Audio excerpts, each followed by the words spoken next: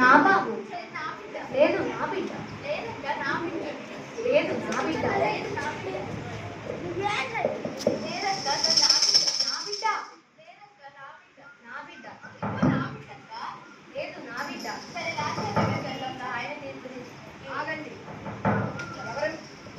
ఆగండి, ఎవరు మీరు?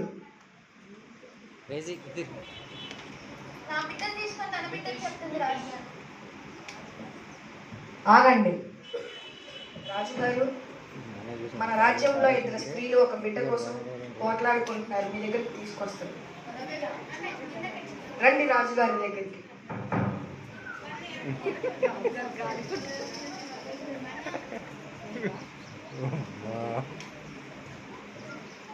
ఏమైంది? ఎప్పుడు జరిగింది? రాజుగారు నా బిడ్డను తీసుకొని తన బిడ్డను చెప్పింది. రాజుగారు రాత్రి పక్క పక్కన పడుతున్నప్పుడు తన బిడ్డ చనిపోగానే నా బిడ్డను తీసుకొని మార్చి తన బిడ్డను చెప్పింది. రాజుగారు లేదు రాజుగారు నా బిడ్డ. లేదు రాజుగారు నా బిడ్డ. నా బిడ్డ. లేదు నా బిడ్డ. నా బిడ్డ. లేదు నా బిడ్డ. నేను మీకు న్యాయమైన తీర్పు తీరుస్తాను.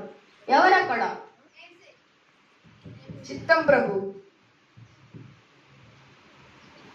ఒక ఖడ్గం తీసుకుంటారు. చిత్తం ప్రభు.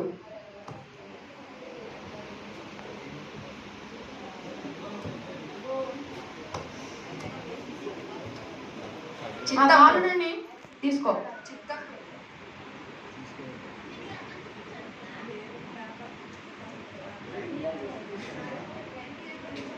ఆ బాలుడిని మడుమ మీద ఖండించు. అయ్యో వద్దు రాజుగారు, నా బిడ్డను చంపొద్దు. ఆపు, ఆపు. నా బిడ్డను తనకే ఇచ్చేయండి. నా బిడ్డ ప్రాణాలతో ఉంటే నాకు అదే చాలు రాజుగారు. నా బిడ్డను చంపొద్దు.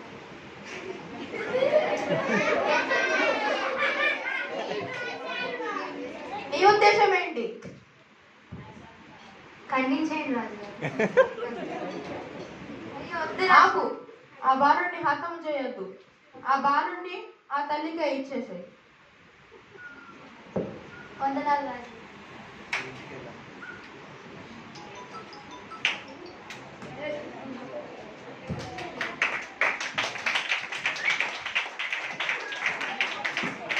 సొలొమోను ఐశ్వర్యం ధనం అడగలేదు.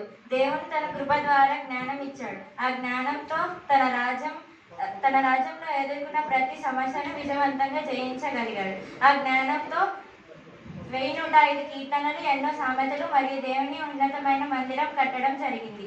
అలాగే మనం కూడా దేవుని విజ్ఞాపన చేస్తూ ఆయన ఎన్నుకున్నగా ఉన్న మనల్ని కూడా అంత గొప్ప కృపతో విజయవంతమైన జీవితం అనుభవిస్తాము. అట్టి కృప దేవుడు అందరికీ దయచేయిందాక. ఆమేన్. ఒకసారి సీరియస్ నిలబడితే ఒక ఫోటో దిగుదాం అందరం కూడా. స్టిక్ వేసిన వాళ్ళందరూ కూడా. వాళ్ళ తర్వాత మనకు అవకాశం ఉండదు. త్వరగా రండి నాన్న, మీ బేబీస్ పట్టుకోండి రండి. ఈ బేబీ